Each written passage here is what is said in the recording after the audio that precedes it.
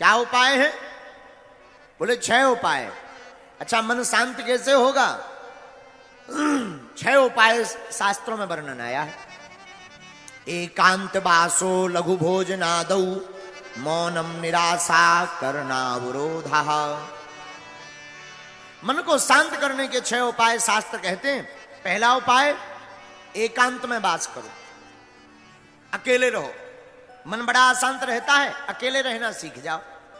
दूसरा उपाय, अल्प भोजन, थोड़ा कम खाओ।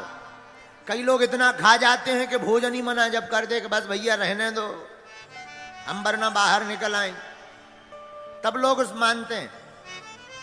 अच्छा, पेट भी बड़ा खतरनाक है, कितना भी खा लो शाम को फिर कहेगा ले आओ कुछ, थोड़ा तो ले आओ, अब बहुत देर हो गई। अच्छा, कोई शाम को भोजन कर रहा हो, खूब खबाओ, हाँ भाई 2 पूड़ी और लो, रसगुल्ला लो, रसगुल्ला लो, लो लो लो, थोड़ा लड्डू खाओ, मोतीचूर का लड्डू है, अच्छा लड्डू है, बस भैया बहुत हो गया, बस बस। अरे नहीं नहीं, हाजमा की गोली खा लेना, एक और खाओ। सोई एक रसगुल्ला और खा लेता है, और फिर पानी पीते नहीं बनता, उठते नहीं बनता, फिर तो सोच लेता अब 2 दिन तो भोजन होंगे नहीं, बहुत ज्यादा खा लिया है। लेकिन धन्य है पेट, ये पेट भी बड़ा खतरनाक है। जहां 4-5 घंटे होते हैं सोई कहता है ले आओ कचू, भैया चाय ले आओ, थोड़ा नमकीन दे दो, नमकीन। ये पेट बड़ा खतरनाक है। तो बोले क्या उपाय है मन शांति के? बोले पहला उपाय है एकांतवास, अकेले में रहो। दूसरा उपाय, देखो एक और आदत भी बड़ी खतरनाक होती है। एक सज्जन की आदत थी, रेलवे स्टेशन पर नौकरी करते थे, हमेशा रेलवे स्टेशन पर रहते थे, घर बहुत कम जाते थे। धीरे धीरे उनका रिटायरमेंट का समय आया, सोई अब बड़े खुश, बोले महाराज 6 महीने बाद अब तो रिटायरमेंट है, फिर तो कभी झांक के नहीं आना है रेलवे स्टेशन, इतने पक गए। अब 3 महीना बचे, अब तो और खुश, महाराज 3 महीना बचे, बस इसके बाद तो रिटायरमेंट है, फिर बहुत आनंद लेंगे, तीर्थ जाएंगे, बढ़िया घर पे आराम से सोएंगे। 2 महीना बचे, 1 महीना बचो, धीरे धीरे रिटायरमेंट हो ही गए। अब तो जिस दिन रिटायरमेंट हुआ, महाराज भगवान की कृपा से नौकरी चुक गई। घर आए, 2 दिन बाद फिर रेलवे स्टेशन। किसी ने कहा तुम तो कह रहे थे कि लौटकर झांकना नहीं है रेलवे स्टेशन की तरफ, फिर से क्यों आ गए? अरे बोले अब कुछ मत पूछो, घर पे नींद ही नहीं आती है, लगता है जैसे पूरा संसार उजड़ गया हो। जब लोग पोंपो ना सुनाई पड़े, जब तक चाय चाय ले लो चाय, ये ना सुनाई पड़े, नींद ही नहीं आती है घर पे। तो बोले वो रहते थे घर पर, रिटायरमेंट के बाद भी सोने आते थे रेलवे स्टेशन पर। बोलो सीताराम, जोर से बोलो। इसको क्या कहते हैं? इसको कह देते हैं आदत। क्या कहते हैं? आदत कैसे छूटेगी? पहले से ही अभ्यास करो एकांत में रहने का। तो मन की शांति के 6 उपाय। पहला उपाय एकांत वासो, एकांत वासो लघु भोजनादौ। दूसरा उपाय कम भोजन करो। कई लोग खाने के लिए जीते हैं, पर जीना किस लिए चाहिए? खाने के लिए नहीं जीना चाहिए, जीने के लिए खाना चाहिए। हाँ, और कई लोग खाने के लिए जहां दिखे सोई दे। हमारे साथ एक सज्जन रहते थे, इतना खाते थे, भगवान नहीं बचाए उनसे, खूब खाते। अच्छा, खाना चाहिए ऐसा नहीं है। एक बार तो हम हनुमान जी के लिए लड्डू रखे थे, वे पूरे खा गए। हमने जब ढूंढा, हमने कहा क्यों भाई लड्डू कहाँ गए? बोले महाराज जी हम तो भंडारा पा गए। हमने कहा भगवान का प्रसाद तो छोड़ देते। बोलो सीताराम। तो लघु भोजनादौ, दूसरा उपाय कम भोजन करो। तीसरा उपाय क्या? मौनम, बहुत कम बोलो। कई लोग होते हैं पटर पटर बोलते ही रहते हैं। देखो, अटपट लीला राम की झटपट समझ न आए, जो मन की खटपट मटे सो चटपट दर्शन हो जाए। है? बहुत कम बोलो, और जो भी बोलो मीठा बोलो। कई लोग बोलते तो बहुत कम है, पर ऐसी वाणी बोलते हैं कि तलवारें निकल आवे, कर्कश वाणी। देखो, रामचरितमानस इसीलिए कहते हैं कि रामायण पढ़ा करो। भारत के हिंदू जिस दिन रामचरितमानस को पढ़ने लगेंगे, और 100 करोड़ हिंदुओं में जिस दिन 30 करोड़ हिंदू मस्तक पर तिलक लगाकर रेलवे में, ट्रेन पे, बस में नौकरी करने जाने लगेंगे, उसी दिन भारत हिंदू राष्ट्र घोषित हो जाएगा।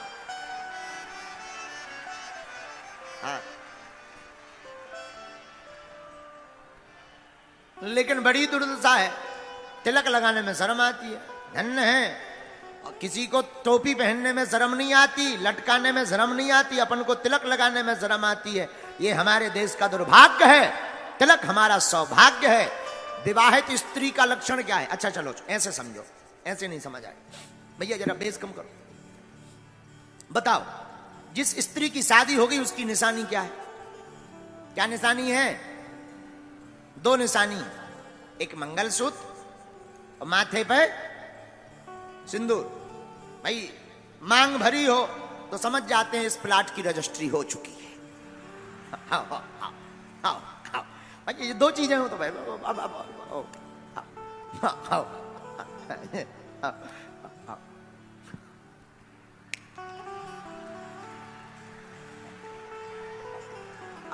ऐसा उठा मान लेते हैं दूर से, भाई मान लिया जाता है। क्या भाई जुआ नहीं भाई हमारे पसीना है आगे से, हाँ नहीं तो कल ही भाई हम अगर ज्यादा, एक बार हम एक जगह कथा कर रहे थे, सिर खुजा रहे थे, एक ठैया वो दवाई लेके आ गया।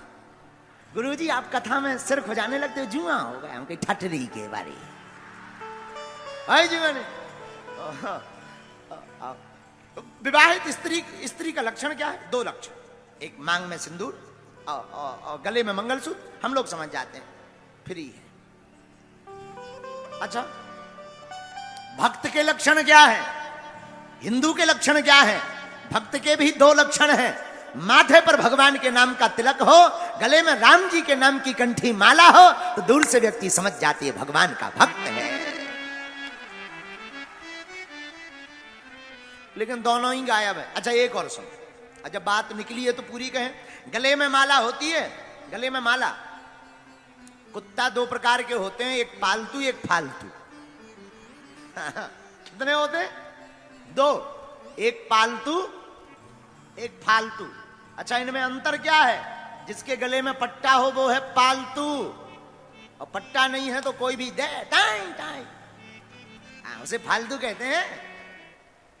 भाई कोई पट्टे वाला कुत्ता शैतानी कर दे तो कुत्ता को नहीं मारा जाता, मालिक को ढूंढा जाता है। हाँ जी या ना जी बोलो। तो पालतू के लक्षण गले में पट्टा, फालतू के लक्षण कुछ भी नहीं। उसी प्रकार भक्त का लक्षण है, जिस भक्त के गले में माला होती वो राम जी का पालतू होता है, और जिसके गले में माला नहीं होती है वो फालतू होता है। बोलो सीताराम, जोर से बोलो। एकांत वासौ लघु भोजनादौ मौनम निराशा करनावरोधा। तो शांत रहने के 6 उपाय क्या हैं? पहला उपाय एकांतवास, दूसरा उपाय कम भोजन, तीसरा उपाय मौन रहिए। ऐसी वाणी बोलिए मन काया पाखो,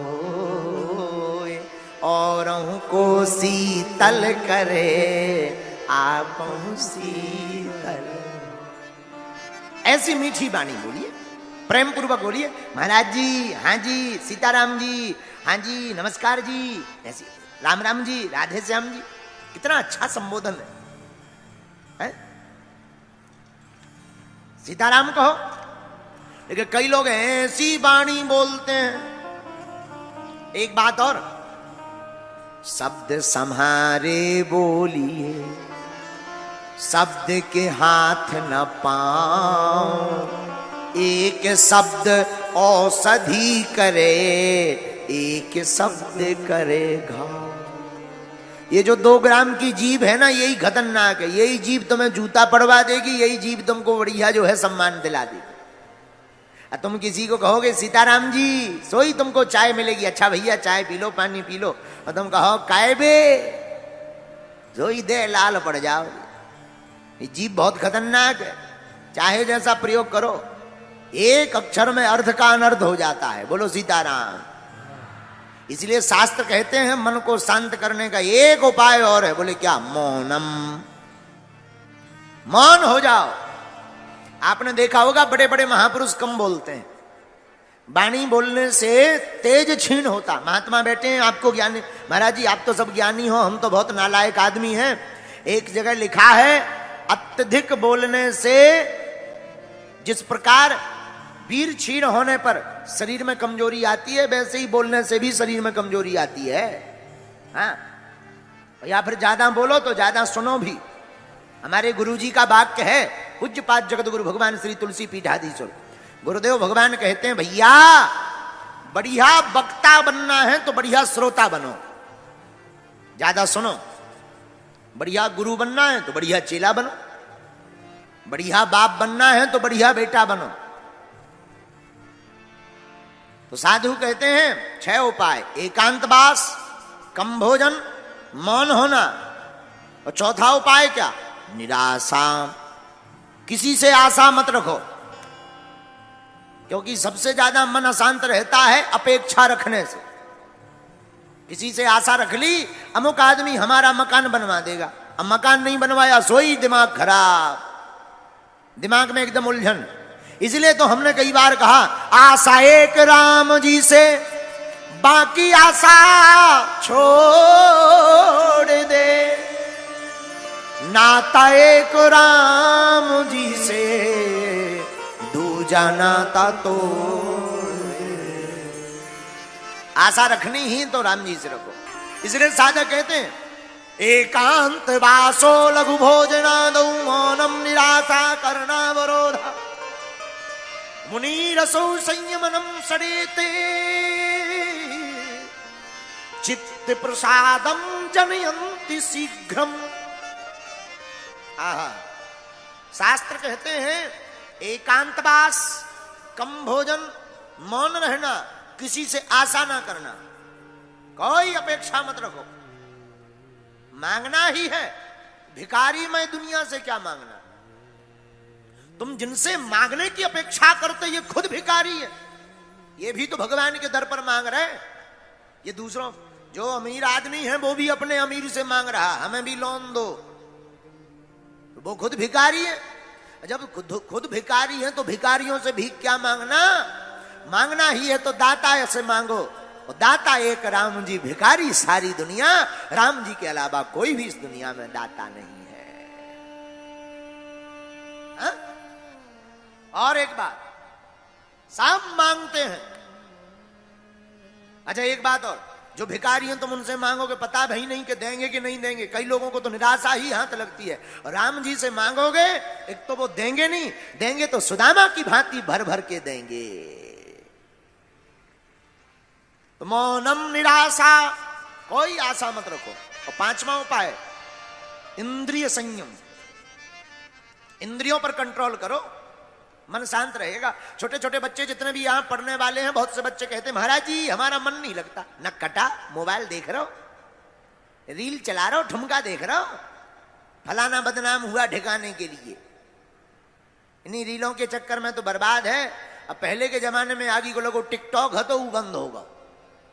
अब हमको सिखाया गया, बोले गुरुजी अब रील चल गई, रील में कुछ नहीं होता, फील टाइम भर बर्बाद होता है। तो भाई मन शांति का उपाय क्या है? वासना से बचना है तो चलचित्र को देखना बंद करो। बहुत से बच्चे आते, महाराज जी मन में बहुत गंदे विचार आते हैं। ये जितने पढ़ने वाले बच्चे हैं वो सुनो ध्यान से, युवान बच्चे जो पढ़ाई कर रहे हैं, भैया वासना से बचना है तो चलचित्र देखना बंद करो।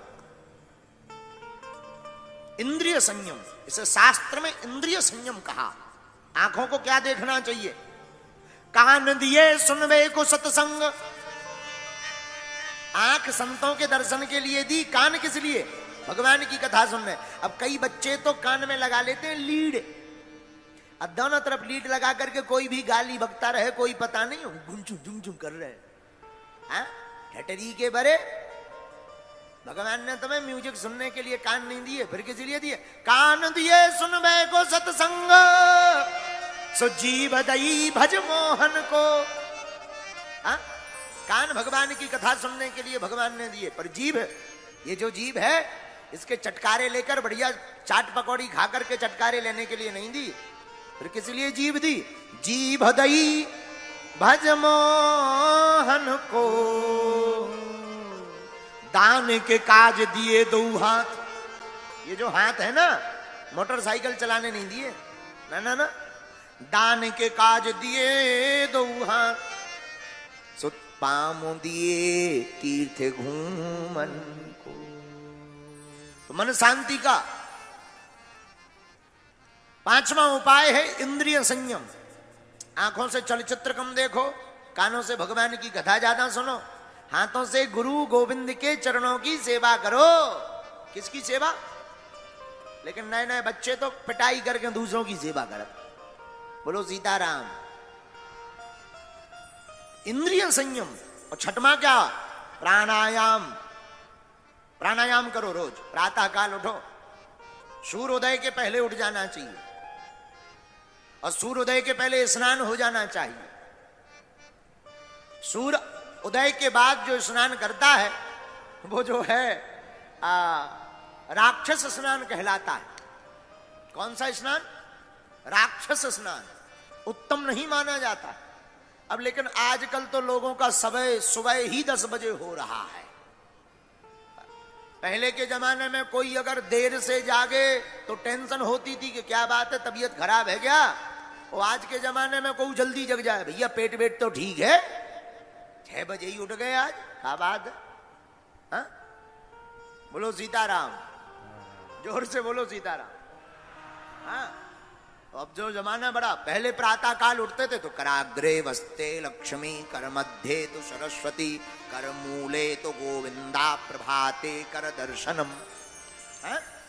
प्रातः काल उठ करके माता पिता और बच्चे सब उठ करके बढ़िया हाथों को ऐसे मलते थे, कराग्रे वस्ते लक्ष्मी, ध्यान करते थे, हाथों को देखते थे, बढ़िया आंखों में लगाते थे, धरती माता को प्रणाम करते थे।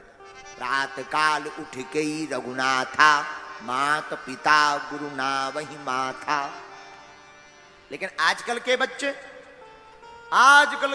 और आजकल के व्यक्ति उठते हैं तो कराग्रे वस्ते लक्ष्मी, कर मध्य तु सरस्वती, कर मूले तो गोविंदा, प्रभाते चाय कप दर्शनम। हाँ, आजकल श्लोक का अर्थ ही बदल गया। प्रभाते कप दर्शनम, पड़े पड़े ही चाय बन गई, 2-2 बार ठंडी हो जाए, बस 5 मिनट हो, बस चाय बनाओ, भर आंखें खुलेंगी। धन्य है इंसान का जीवन।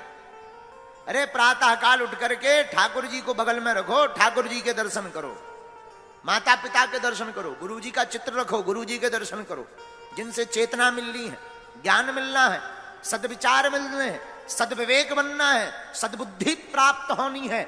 ऐसे महापुरुषों की जीवनी और उनके चित्र को अंकित करो, उनके चरित्र को पढ़ो। चित्र के पीछे भागोगे तो वासना में रहोगे, चरित्र के पीछे भागोगे तो उपासना प्राप्त कर जाओगे। तो बिना पर्चा बने ही आप ये उपाय कर सकते हो। घर पर ओम बागेश्वराय, जोर से बोलो और जोर से बोलो, एक बार और बोलो। इस मंत्र का जाप आप कर सकते हो। इस मंत्र के जाप से भी सन्यासी बाबा की कृपा हो जाएगी। दूसरी बात यह है, घर में बीमार है, दवा काम नहीं कर रही, पर्चा नहीं बन पा रहा है, मिलना नहीं हो पा रहा है, एक बीज मंत्र लिख लो। ओम बागेश्वराय वीर वीराय हुम फट स्वाहा। फिर से बोलिए, ओम बागेश्वराय वीर वीराय हुम फट स्वाहा। इस मंत्र को 108 बार करिए। काले रंग के कपड़ा में 5 लौंग बांध दीजिए, रोगी को आराम लगने लगेगा। फिर बागेश्वर धाम की पेशी कर लीजिए, जाओ, रोगी स्वस्थ हो जाएगा। ये आशीर्वाद है। घर में लड़ाई बहुत मची, महाभारत, समझ नहीं आ रहा क्या कारण है। बागेश्वर बालाजी के नाम का कलश जला दो 40 दिन तक, नारियल रख दो, दीपक नीचे रख दो, अखंड दीपक जला दो, रोज 5 आहुति सन्यासी बाबा की दो। कलेश में कमोत्री आएगी, कलेश कम हो जाएगा। जाओ, आशीर्वाद है। तीसरा, व्यापार नहीं चल रहा है। बागेश्वर धाम पर अब एक और सुविधा हो गई है। बागेश्वर धाम का दरबार अब बिना टोकन नंबर का हो गया है प्रतिदिन। जब भी हम धाम पर रहते हैं तब टोकन नंबर की आवश्यकता नहीं, अब तो जाओ रोज दरबार जैसे कथाओं में लगता ना यहाँ पे, ऐसे ही वहां लगता है। जिनका नंबर आ जाए बालाजी जिनको बुलाएं, जिनका भजन ज्यादा उन्हीं पर कृपा ज्यादा, क्योंकि हनुमान जी तो भजन से प्रसन्न होते हैं। ये मन मत खिन्न करके जाया करो कि हमारी सुनी नहीं है हनुमान जी ने। इसका मतलब ये नहीं है कि भगवान तुमसे रुष्ट हैं या नाराज हैं, नहीं नहीं नहीं नहीं। भगवान चाहते हैं कि तुम और भगवान का भजन करो। हमारे बालाजी चाहते हैं कि तुम और सीताराम जपो। पर एक बात बोल देते हैं, तुम आज से ही सब बालाजी पर छोड़कर जाओ, जब जब संकट आएगा हमारे सन्यासी बाबा तुम्हारे साथ खड़े नजर आएंगे।